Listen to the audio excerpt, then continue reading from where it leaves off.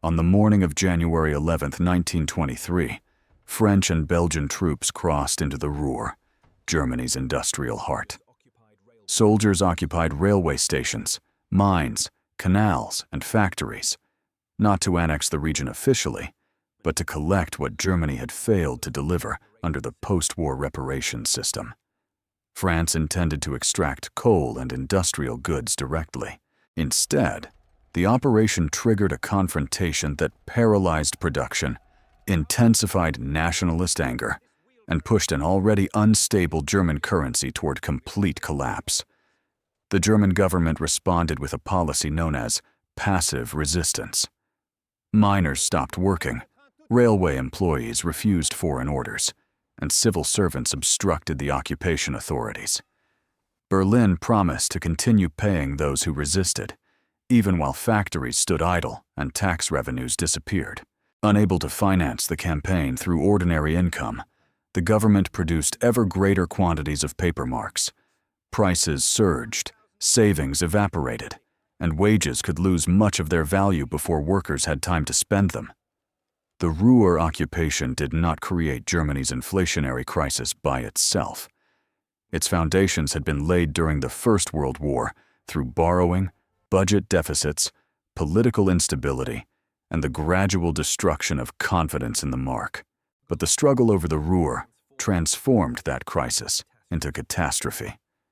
To understand why France pursued such a dangerous policy and why Germany chose resistance despite the financial consequences, we must begin with the vast and interconnected debts left behind by the First World War. 1. The reparations trap, left by Versailles. Allied debts owed to the United States. When the fighting stopped in November 1918, Europe had achieved peace without achieving financial stability.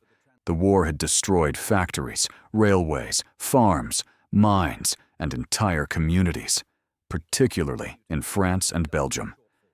Governments had spent far beyond their ordinary revenues to equip armies, support civilians, and purchase supplies abroad.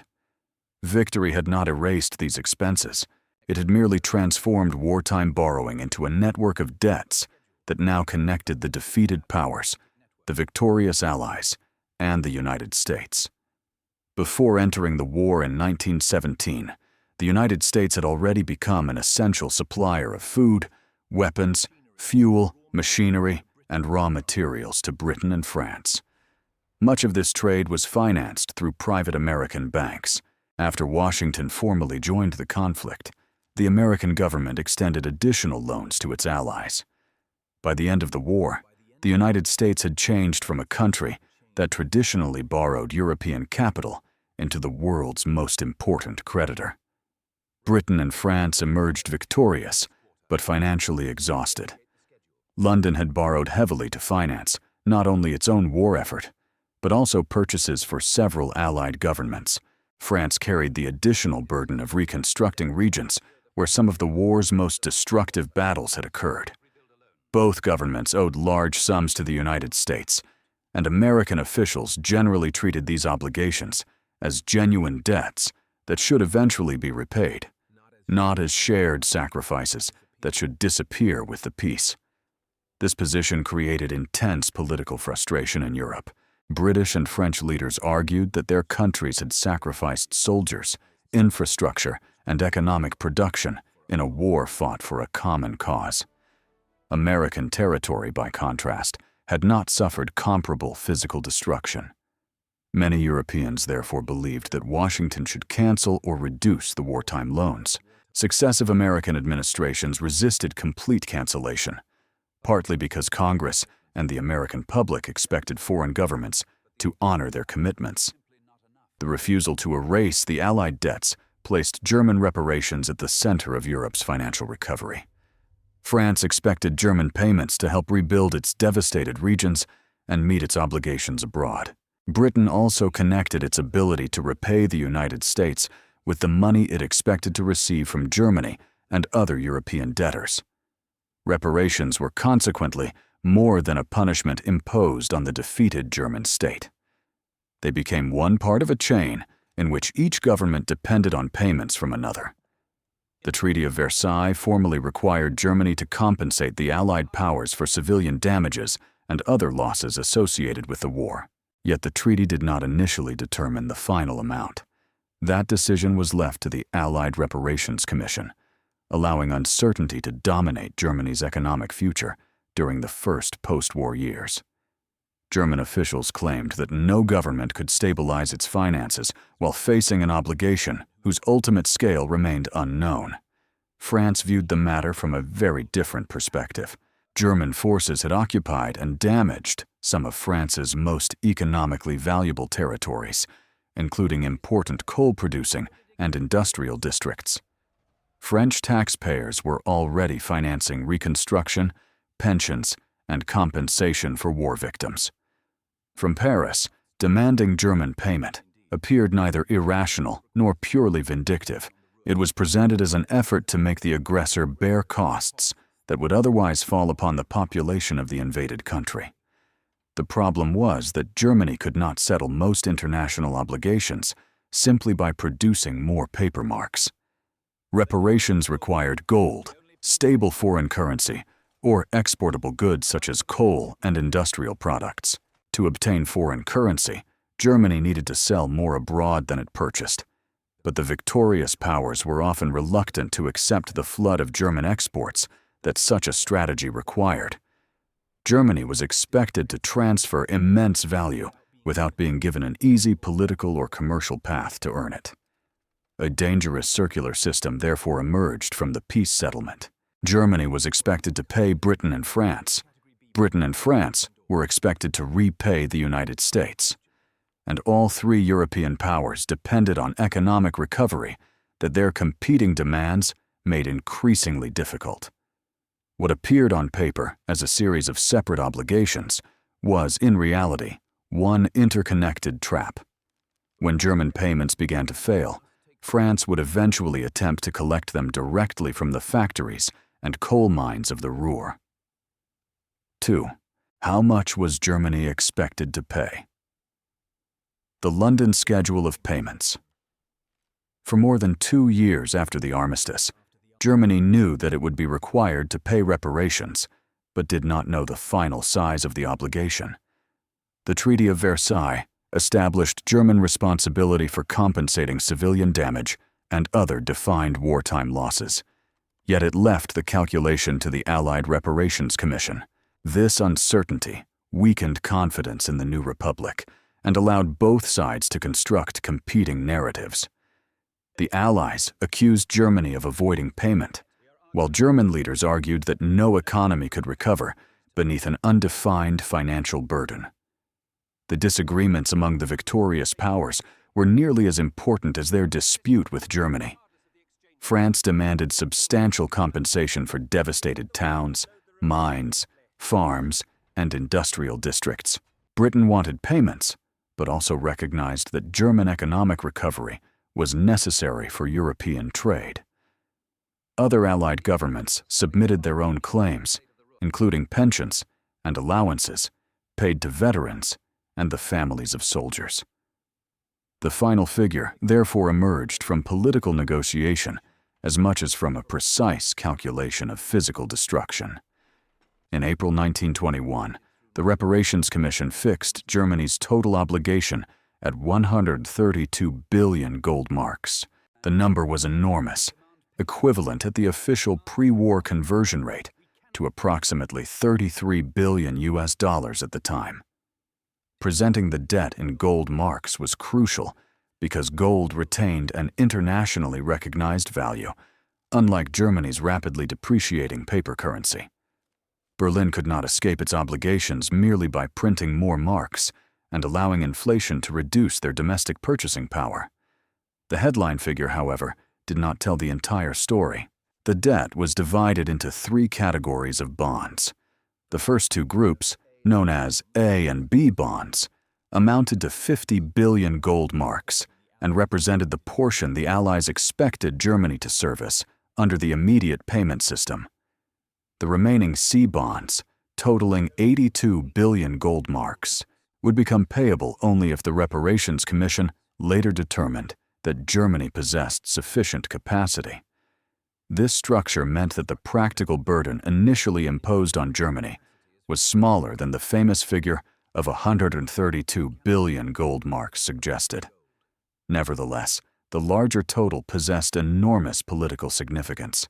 Allied governments could tell their citizens that Germany had been presented with a bill reflecting the scale of wartime losses, while some economists and officials understood that the entire sum might never be collected. In Germany, nationalist movements used the headline number as evidence that the Republic had accepted permanent economic enslavement. The London schedule required Germany to make annual payments of 2 billion gold marks, combined with a charge equal to 26% of the value of German exports. The export levy was intended to connect reparations with the country's economic performance. As German trade recovered, the payments would rise. In practice, the arrangement produced another contradiction. Germany needed to expand exports to earn foreign currency, but greater exports would also increase its reparations bill and provoke resistance from industries in competing countries. Germany could also fulfill part of its obligations through payments in kind. Coal, timber, chemicals, machinery, ships, and other products could be delivered instead of currency. For France, coal deliveries were especially important because the war had damaged French mining regions and disrupted energy supplies. For German companies and workers, however, sending production abroad without receiving normal commercial payment placed pressure on domestic prices, industrial finances, and employment. When the German government resisted the new terms, the Allies issued the London Ultimatum in May 1921. Germany was given only a few days to accept the schedule, with the threat that Allied forces would occupy the Ruhr if it refused. Already weakened by political instability and unable to risk the loss of its most important industrial region, Berlin accepted. The decision temporarily prevented military intervention, but it also deepened the domestic crisis surrounding the legitimacy of the Weimar Republic. The London schedule appeared to transform an uncertain obligation into an organized payment system. Instead, it exposed the unresolved question at the center of the post-war settlement. Was Germany genuinely incapable of paying, or was it refusing to mobilize its resources because compliance was politically unacceptable?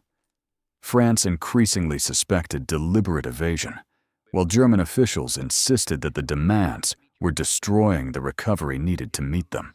This conflict would become even more dangerous because the German mark was already losing its value long before foreign troops entered the Ruhr. 3. Why France lost patience. Why Britain opposed occupying the Ruhr. By 1922, France and Britain agreed that Germany had failed to meet important reparations obligations, but they disagreed sharply over how Europe should respond. French leaders believed that repeated concessions had encouraged Berlin to delay payments and conceal its true economic capacity. British officials increasingly concluded that the reparations schedule itself was unrealistic. The disagreement was therefore not about whether Germany had obligations, but whether coercion would produce money or destroy the economy from which that money had to come. France had powerful reasons to demand enforcement. Much of the fighting on the Western Front had taken place on French territory, leaving damaged factories, flooded mines, ruined farmland, and communities requiring reconstruction. France also faced significant debts owed to the United States. Each delayed German payment created greater pressure on the French budget and forced French taxpayers to finance costs that their government believed Germany had caused. Security was equally important. France had been invaded by German forces in 1870 and again in 1914, and Germany still possessed a larger population and potentially greater industrial strength. French leaders feared that an economically restored Germany might rebuild its military power and threaten France once more. Reparations were consequently seen not only as compensation, but as a means of limiting Germany's ability to dominate continental Europe. Prime Minister Raymond Poincaré became convinced that Germany was exploiting British hesitation. Berlin requested delays, suffered fiscal deficits, and allowed the mark to depreciate, while wealthy Germans transferred capital abroad, and the government resisted politically unpopular tax increases. From the French perspective, Germany's crisis was partly self-inflicted. If Berlin would not mobilize its resources voluntarily, France believed that direct pressure might force it to do so. British officials interpreted the same evidence differently. They acknowledged Germany's fiscal failures, but feared that excessive demands would produce complete economic collapse. Germany was one of Britain's most important pre-war trading partners and remained central to the recovery of European commerce. A bankrupt Germany would purchase fewer British goods, destabilize neighboring economies, and reduce, rather than increase its ability to pay reparations.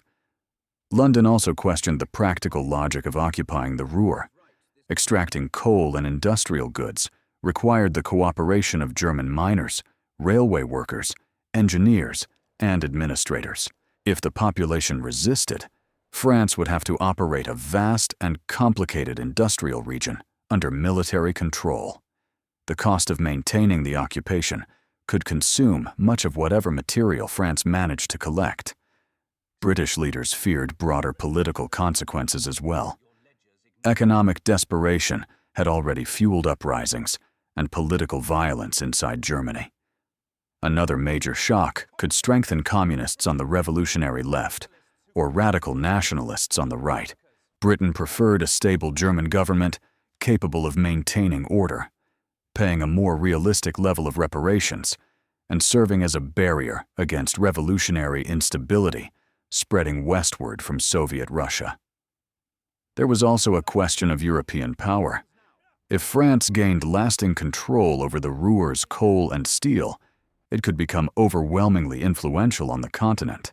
Some British officials worried that economic enforcement might develop into territorial domination, support for separatist movements, or the permanent weakening of German unity.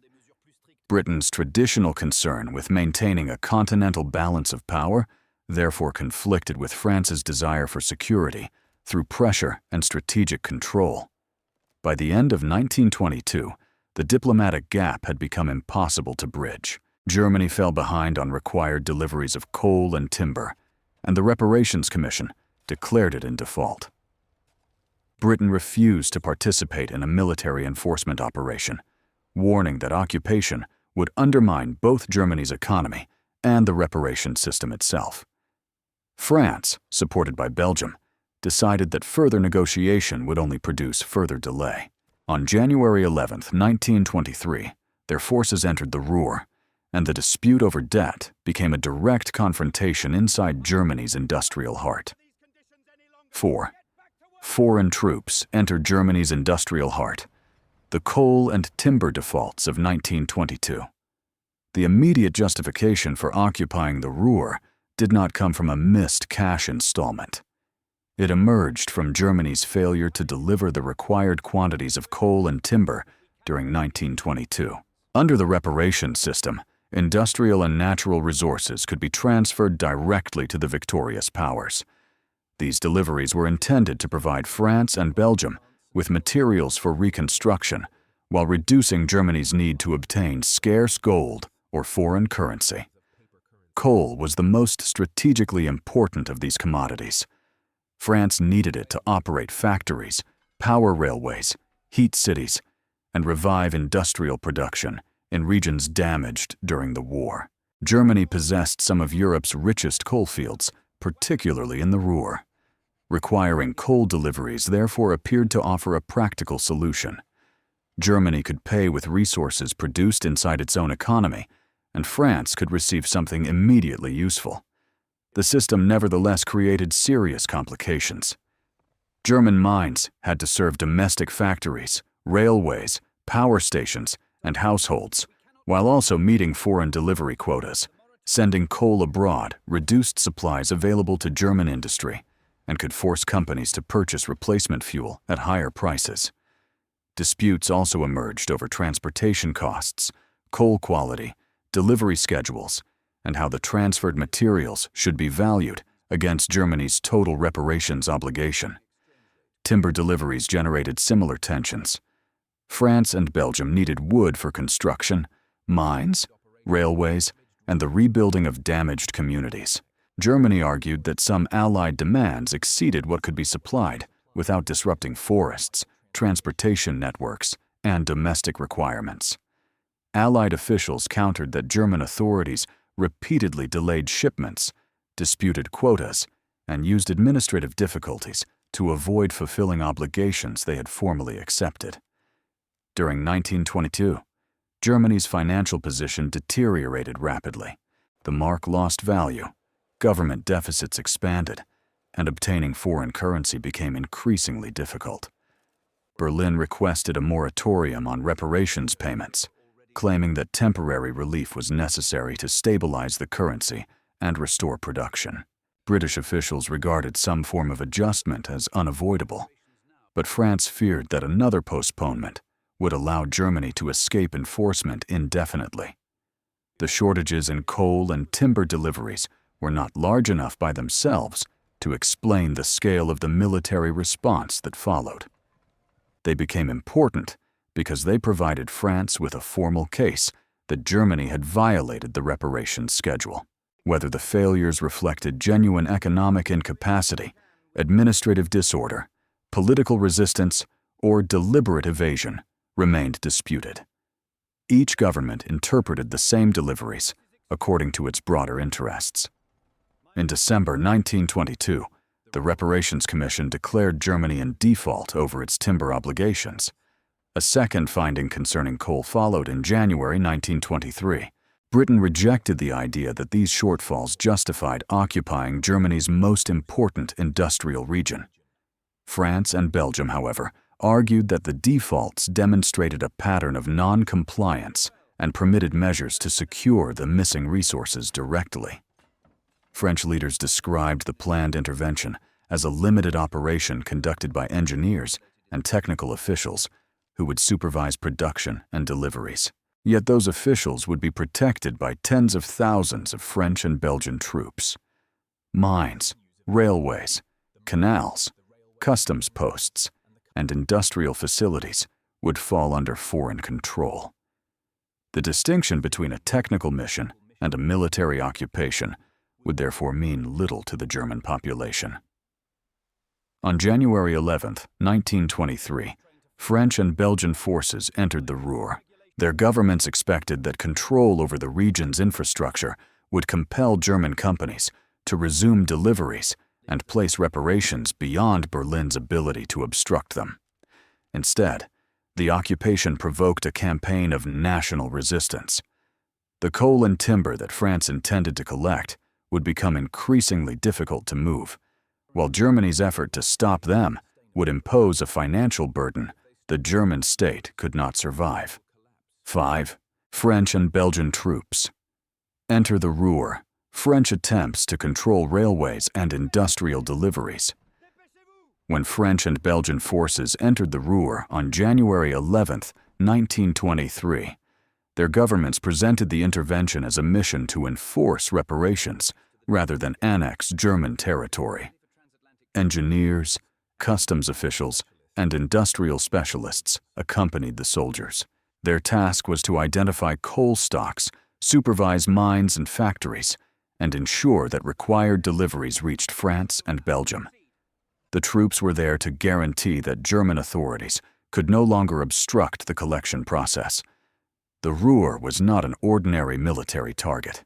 It was an immense industrial system connecting coal mines, steel works, coking plants, warehouses, canals, ports, and densely populated cities. Coal extracted in one location might be processed elsewhere before traveling by rail or barge to a factory hundreds of kilometers away. Controlling individual mines would achieve little unless the occupation authorities could also command the transportation network that held the region together. Railways consequently became the central battlefield of the occupation. German railway employees were ordered not to transport coal or industrial goods for the foreign authorities. Dispatchers disrupted schedules, crews abandoned locomotives, and administrators refused to provide operational information. Equipment was moved outside the occupied zone, while documents and essential components sometimes disappeared. The objective was to make the Ruhr's infrastructure unusable without German cooperation. French and Belgian authorities responded by taking direct control of railway stations, depots, switching yards, and repair facilities. German employees who refused orders could be dismissed, arrested, fined, or expelled from the occupied territory. France and Belgium brought in thousands of railway workers to operate the system, but these replacements faced unfamiliar equipment, routes, signaling practices, and administrative procedures. Restoring regular traffic required months of difficult work. The occupiers also created administrative organizations to control mines and factories. One of the most important was the Inter-Allied Mission for the Control of Factories and Mines, commonly known by its French initials, MICOM. Its officials negotiated with industrial companies, inspected production, issued orders, and attempted to redirect coal and coke toward Allied destinations. German firms that cooperated could receive operating permissions, while those that resisted faced seizures and penalties. Large industrialists became critical actors in the confrontation. Ruhr magnates such as Hugo Stinnes and Fritz Thyssen possessed the technical expertise, financial networks, and managerial organizations required to keep production moving. Many initially supported resistance, expecting the German government to compensate their losses. Their refusal to cooperate made it far more difficult for France to convert military occupation into a functioning system of industrial extraction. French and Belgian forces began confiscating existing stocks of coal, coke, and other industrial materials. Customs controls were imposed around the occupied region, and businesses were required to obtain authorization for shipments. The occupiers attempted to direct exports, collect taxes, and prevent industrial goods from reaching unoccupied Germany without permission. These measures created a new economic border inside the country and further disrupted ordinary commerce. The struggle extended beyond mines and railways into the daily life of the Ruhr's population. Transportation delays produced shortages, factories reduced operations, and unemployment increased. German officials who refused cooperation were expelled along with their families, placing additional pressure on housing and relief systems outside the region. Arrests and confrontations reinforced the belief that the occupation was not merely an economic measure, but an assault on German sovereignty. France eventually improved its control over the railways and obtained greater quantities of coal, particularly after German resistance began to weaken. Yet the initial results fell far below expectations, while the financial and political costs continued to rise. Military force could seize a locomotive or occupy a mine, but it could not easily reproduce the cooperation of an entire industrial society. Germany had discovered that refusing to work could frustrate the occupation, but maintaining that refusal would require the government to finance millions of people, while its most productive region stood increasingly idle. 6. Germany turns resistance into national policy.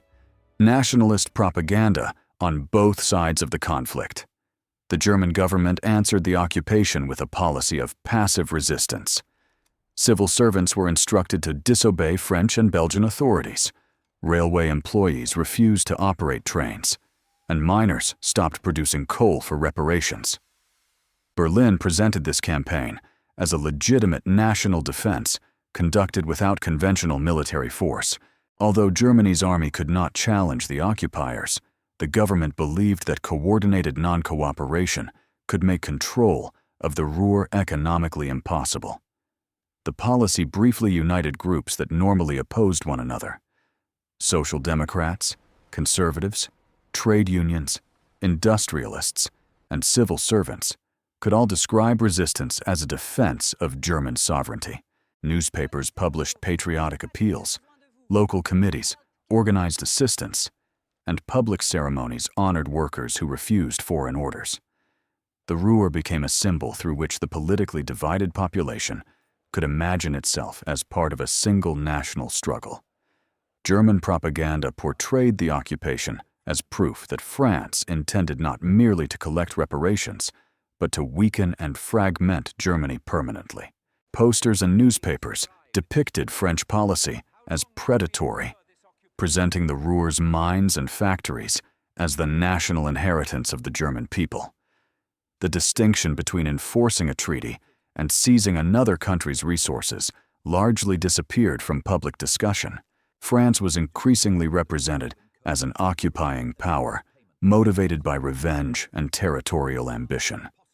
Some German campaigns also revived racist propaganda previously directed against colonial soldiers serving in the French occupation forces in the Rhineland. These images relied on fabricated or exaggerated allegations and attempted to present the presence of African troops as a deliberate humiliation of Germany. Such propaganda exploited racial prejudice to intensify hostility toward France, turning imperial troops into symbols within a political campaign that had little interest in their actual experiences or conduct. France constructed a competing narrative. French officials emphasized the destruction left behind by German forces during the First World War and reminded audiences that northern France still contained damaged mines, factories, farms, and towns. From this perspective, Germany was not an innocent victim, but a defeated aggressor, refusing to repair what it had destroyed. The Ruhr operation was presented as a lawful response to repeated violations, rather than an act of conquest. French newspapers and government statements also argued that German economic weakness was partly manufactured. They pointed to capital transferred abroad, inadequate taxation, wealthy industrialists who preserved their assets, and a government that allowed its currency to depreciate.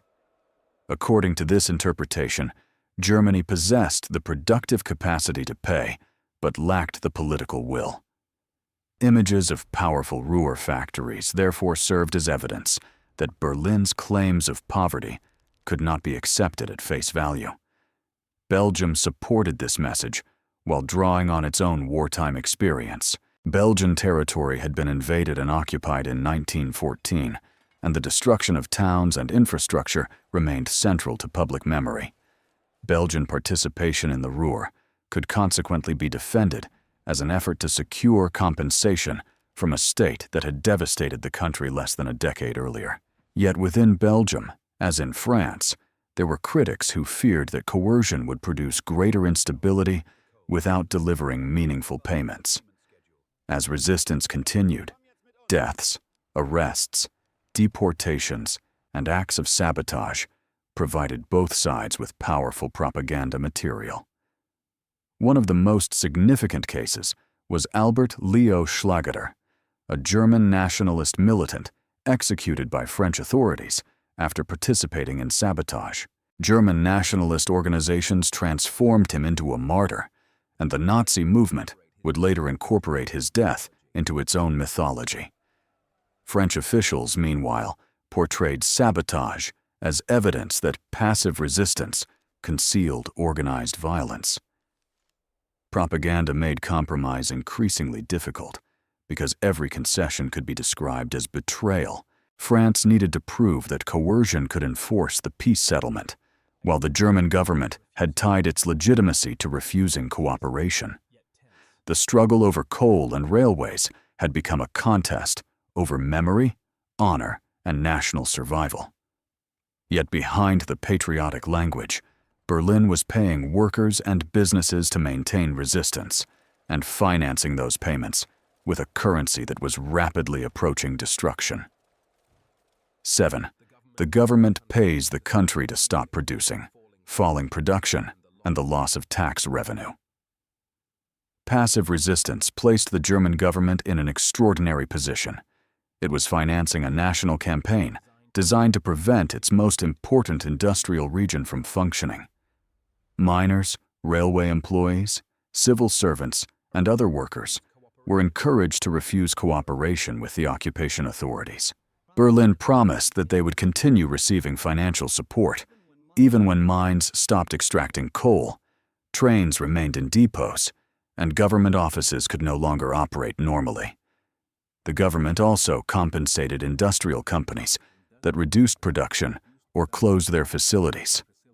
Business owners still faced wages, maintenance expenses, debts, and the risk that equipment would deteriorate, while factories remained idle. Without state assistance, many companies might have abandoned resistance and negotiated directly with the French-controlled authorities. Subsidies, therefore, became a tool for preserving national unity, but they transferred an immense share of the occupation's economic cost to the German treasury. At the same time, the shutdown weakened the productive base that made government support possible. The Ruhr supplied much of Germany's coal, coke, iron, and steel, and contained some of its most valuable factories. These industries supported manufacturing across the country and generated income through domestic sales and exports. When production declined, the effects spread far beyond the occupied zone, disrupting factories, transportation networks, and energy supplies throughout Germany. Coal shortages were especially damaging. Railways, power stations, chemical plants, steelworks, and household heating all depended on a reliable fuel supply. Reduced extraction in the Ruhr forced businesses to cut operations or search for more expensive alternatives. Falling steel and industrial production reduced exports precisely when Germany needed foreign currency to purchase essential imports and support the value of the mark. Government revenue collapsed alongside production. Companies with reduced profits paid less in taxes, while unemployed or subsidized workers contributed less through income and consumption. The occupation authorities also interfered with customs collections and transportation revenue inside the Ruhr. Berlin was therefore losing access to income from one of its richest regions. At the same moment, it was assuming responsibility for supporting millions of affected residents. Germany's tax system was already struggling to keep pace with inflation. Taxes were often assessed according to values calculated months earlier, but by the time payments reached the treasury, inflation had destroyed much of their purchasing power.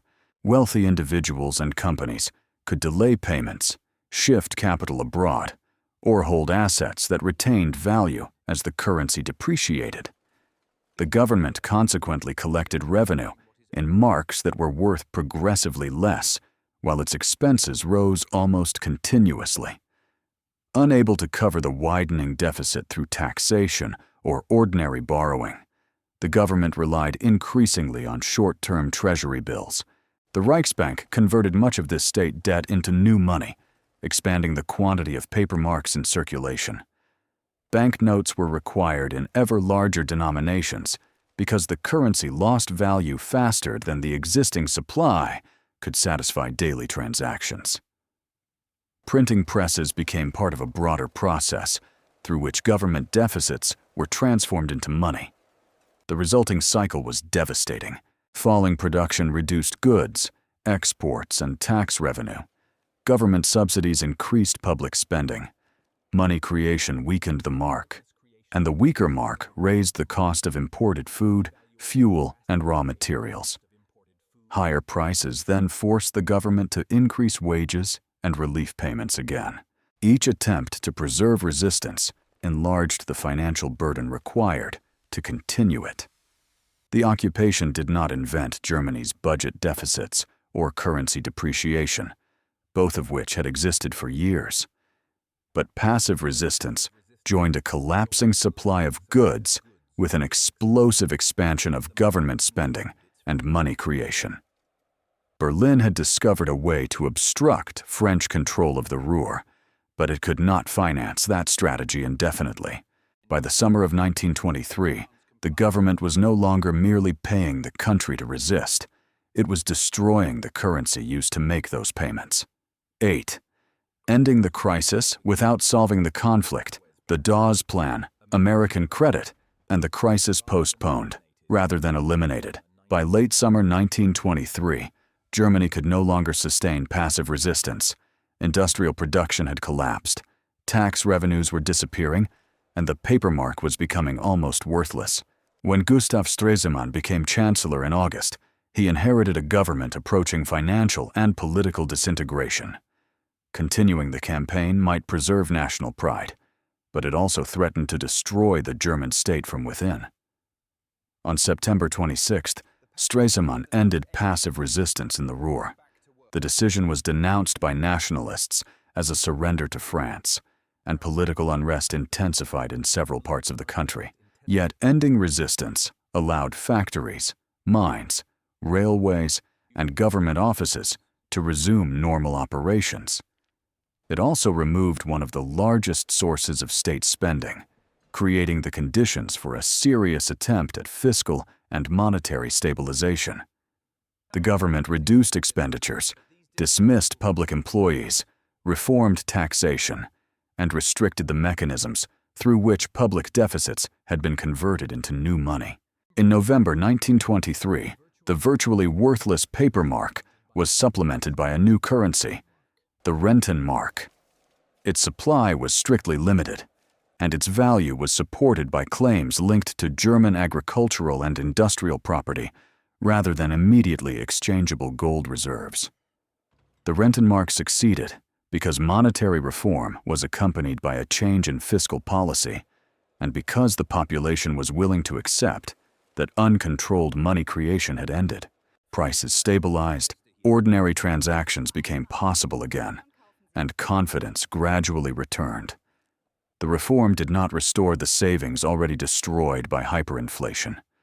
For millions of Germans, stabilization arrived only after years of accumulated wealth had disappeared.